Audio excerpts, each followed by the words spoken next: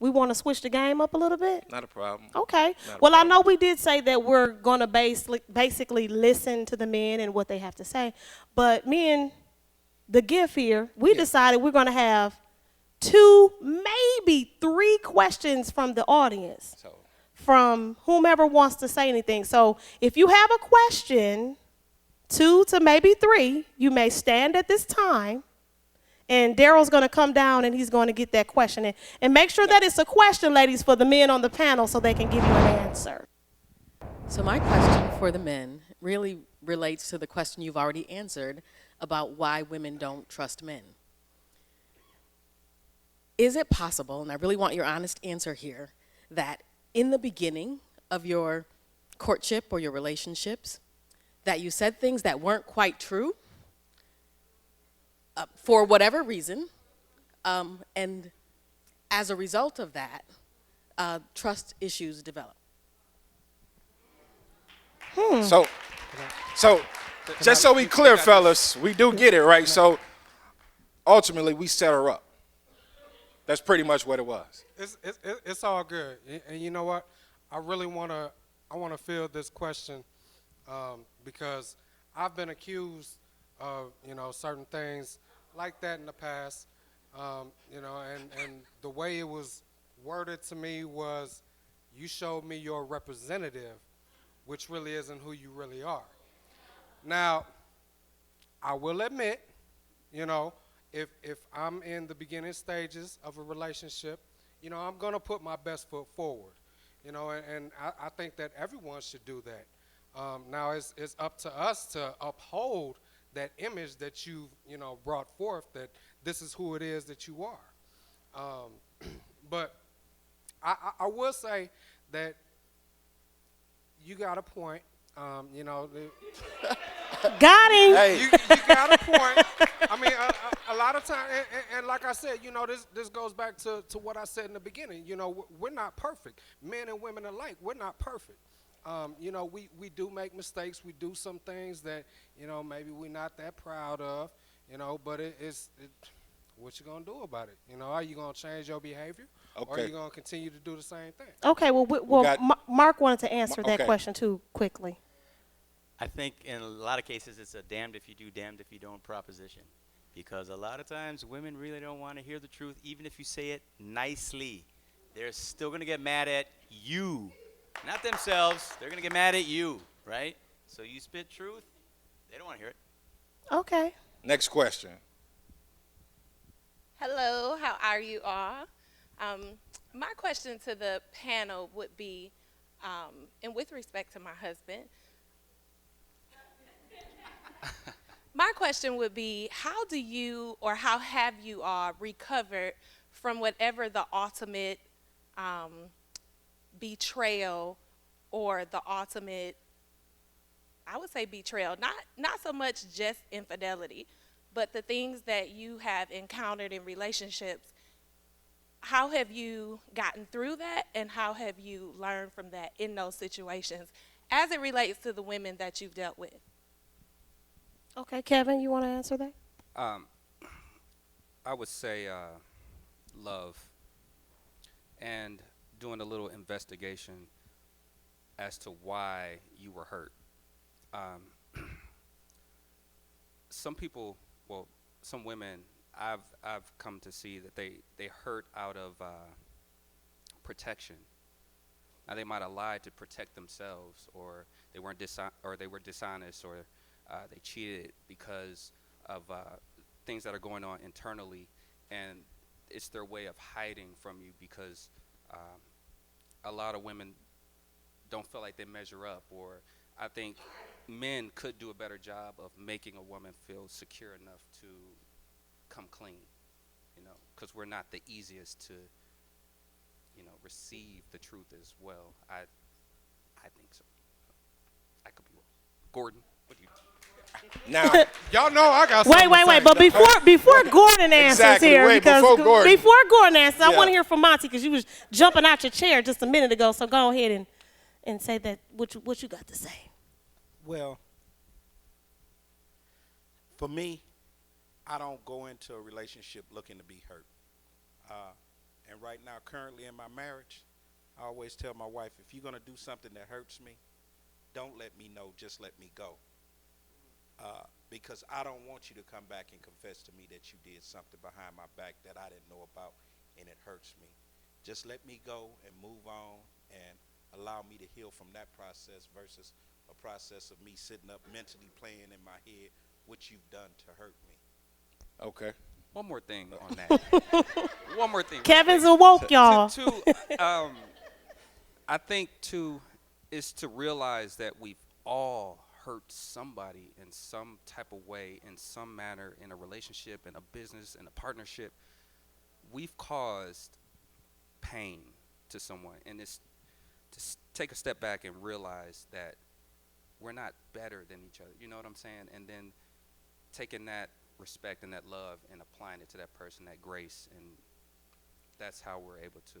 That's how I'm able to recover and move on. Okay. Question right here. Last question from the audience. Good evening, gentlemen. Thank you for being open and honest tonight. My one question to you is, when you say that men are not mind readers, if you expect your women to communicate with you, what is wrong with the communication skills back from you men to your women? Good question, honey. Okay. Monty wants to answer that. Then we're going to have Mark say what he wants to say as well. When we say we're not mind readers, we mean tell us what you want us to know or what you want us to address. Not just sit back and look at us like, hey, you know, my tire's on the flat. You didn't tell me your tire was on the flat. You need to tell me your tire's on the flat so I can do something about it. Well, you should have seen it when you walked out the door. It was right there in front of the house. Still, I probably overlooked it. Sweetheart, just tell me what's going on. And then communication is difficult when the conversation span is supposed to be 2 minutes, but it ends up 2 hours. Baby, remember the other day when you was moving the couch in the house and you hit the door and then you got it up the stairs and, baby, you knocked the door off the hinges. Can you put the door back on the hinges? That big conversation turned into here. So now we're going all over just to get to that detail that was right there at the beginning of the conversation. So key point is, ladies, be straight to the point and tell these men, I'm going to need you to go get that Mercedes-Benz that I asked for last Christmas. I need it We today. didn't say all that. See, y'all not listening, Sandra B. I'm sorry, but we're going to have Mark. What you got to say? We got one more, too. One more could be a before long One more Mark question. answers. Okay, Yeah, one more question. before Go ahead, Mark. A little bit long, but anybody remember that movie Tootsie from the 80s? Quick encapsulation. Dustin Hoffman is a man. He's an actor. He's trying to find a job. There's no openings for male actors, so he dresses up like a woman, shows up at this soap opera set and auditions. And he's feisty, in your face, doesn't take any garbage from anybody. And he gets the part. Well, there's this beautiful leading lady who kind of looks up to her as a kind of a mentor. And in confidence, she says to her, now, Dustin Hoffman, the man who's dressed as a woman, has it bad for this lady. She says, you know what, I wish a man could just come up and tell me the truth. Instead of laying some line on me, just come up and say, you know what, I noticed you from across the room. You're a beautiful woman. I'd love to take you home and make love to you. Why can't a man just do that? So Dustin Hoffman's like, next time he sees her, they're at a party, they're up on a veranda, 72nd floor, you know, it's nighttime, New York City skyline in the background. He says, you know what, I noticed you from across the room, and I could lay a song and dance on you, blah, blah, blah, but the fact is, I find you very attractive. I'd like to take you home and make love to you. She throws her drink in his face and walks away. What's my point? Sometimes what women think they want and what they tell their girlfriends, you know what I wish or what I want? When they get it, next. So I'm going to have to find Mark a wife. More than just sometimes. I got Mark. you. More than just sometimes. And you know, I can honestly, I co-sign for everything that he just said, you know, because, I mean, and I was having this conversation actually earlier this evening about what it is that women say that they want, but that's not really what y'all want. You know, y'all say y'all want something, but if we give it to y'all the way that you saying that you want it, you still not going to be happy. You're going to have something to complain about. So, I'm going to just say this. And I hate to use the term nagging, but less nagging is always good in a relationship. So I'm No. gonna end with that one. What I want to keep in mind for the ladies, there's no, so you understand, we're not badgering, we're not degrading anything of that nature, and I think everything is based off our own personal experiences. So, of course, every man has something different to say. But with your question, as far as the representative, being up front, and I'm glad that you're honest, because most do, I feel like for me, I refuse to start something that I can't finish, because she's expecting that every time. If I open the door for you from day one, I got to continue to open the door from you from the time we finish. And we all perfect. I mean, we all not perfect, of course, we get that. But and with the communication thing, a lot of men not open, and I'm just speaking for myself, learning. A lot of men not open to receiving certain things because in our mind, I'm thinking I'm doing everything right because she hasn't said nothing. And But once again, the communication barrier. And I want to say, I was having a conversation with a couple not too long ago, and she's decided to change the things that she's done in the past with her spouse. Meaning, if I'm going to start getting up every day and exercising at 4 a.m. in the morning because I want to look better for myself, opposed to when you met me, I was big in eating cheeseburgers, and now you want to talk, that I'm getting bigger, however. But I agree. What you start with is what you should finish with. Absolutely. But if you are subject for changing, you and your spouse, you need to say, baby, you know what? I feel like I'm a little overweight and I want to work on my weight. Mm-hmm. So I'm going to need you to help me and assist me with this. Could you get up with me at 4 in the morning and work out with me? Not a problem. And it wouldn't be a problem, not a discussion, instead of, they saying us women nagging about, Now, somebody telling us to wrap it up, but is that what y'all really want? Okay, well, we're going to bring it back to the Yeah, middle. we're going to bring it back. Yeah. We don't know.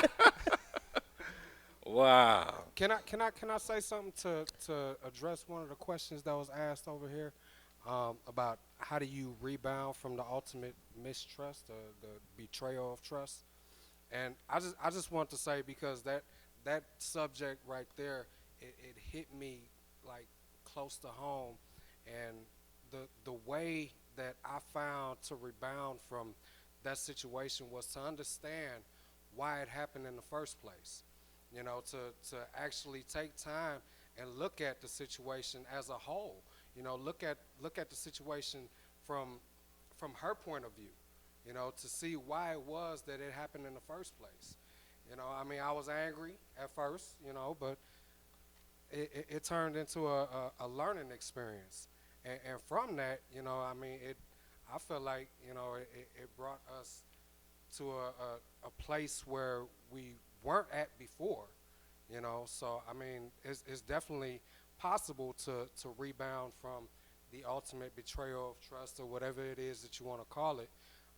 But, again, it comes to understanding and what it is that you're willing to put into it. So. Absolutely. Hurt is inevitable. Mm-hmm. And knowledge is key. So we're going to, and I hope that we answered all the questions, or the men answered all the questions that you young ladies had in the beginning. So we're going to take a quick break, and we're going to come back with another Milwaukee's Best. Absolutely. Mr. Michael Jamal is going to come and do something for you guys. So we're going to take just a quick break, and then we're going to come right back to kind of wrap up everything, okay?